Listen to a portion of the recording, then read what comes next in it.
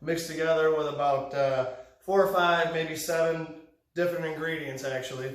And we're going to be real liberal with the way that we put this on here. And we're going to go ahead and all over here. Get a real nice coating.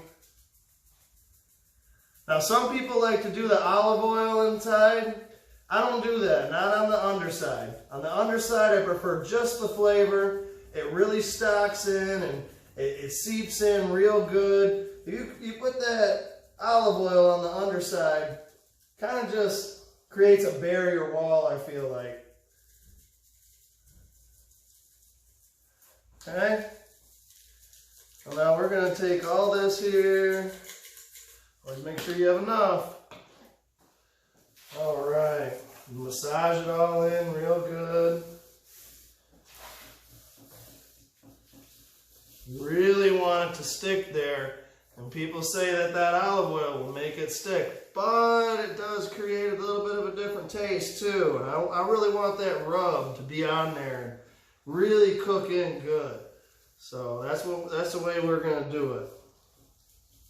It's all trial and error, especially with people doing barbecue though. Anybody will tell you that. Some days you have good days, some days you have bad days. Can't all be winners.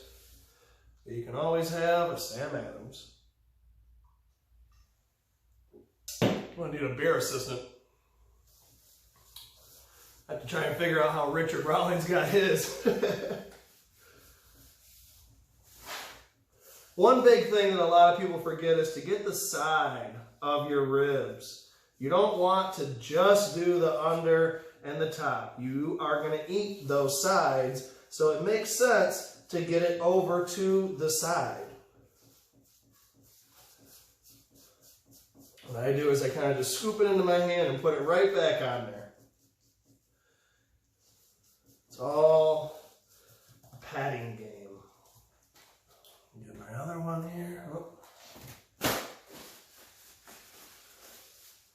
Really don't want to mess up your bottles here. Nobody likes to grab a bottle that's got dried rib rub all over it and blood. Okay.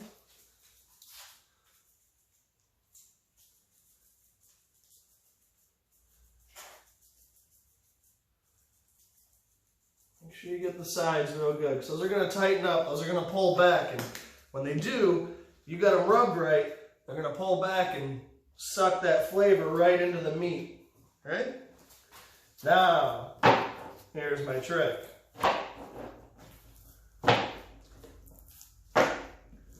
Just so you know, the smokers are already hot, ready to rock.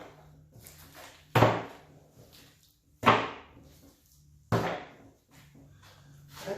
Now we take a little bit of olive oil here. Not a lot, just a little. This is what's going to make it really seep into the meat itself.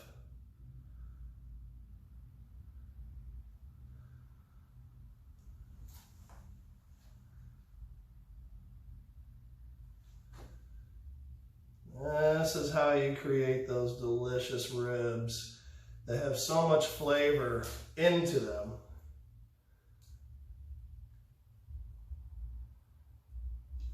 Okay. Now you're going to move that all around first.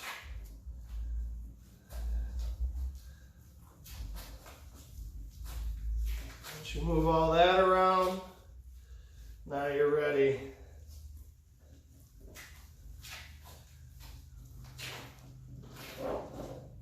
Give them a good rub down.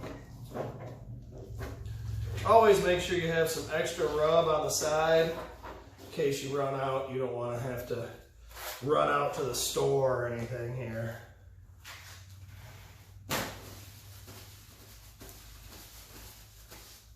All right. Again, you still want to be real nice and liberal with it.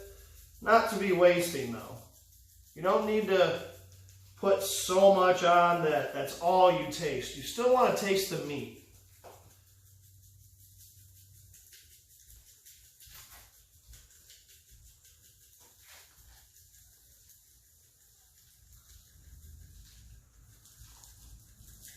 I always like it to be in a shaker because you get that evenness out of your rub.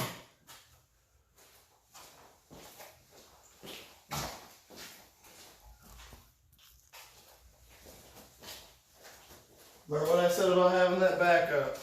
Always got to have that backup. We did run out, but can't skimp on the rub. You got to do it right. You do it right, the people will come back every single time. The rub's not that expensive, so you don't have to too much worry about losing out on it.